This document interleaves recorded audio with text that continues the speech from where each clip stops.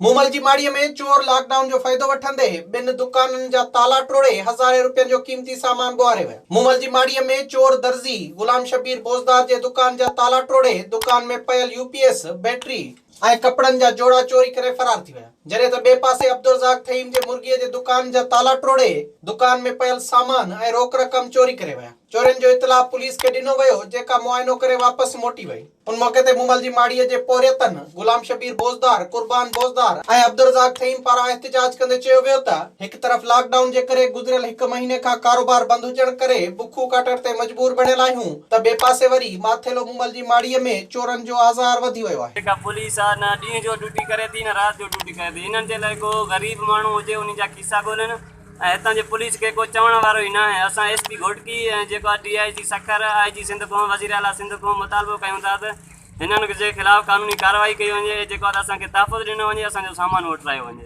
पोरियतन IG Sindh SSP घोटकीअ खां मुतालबो कयो त चोरी थियल सामान वापसि कराए शहर में पुलिस जूं पिकेटूं क़ाइमु कयूं वञनि। विज़िट कयो अवामी आवाज़ मीडिया ग्रुप जी वेबसाइट awamiawaz.pk।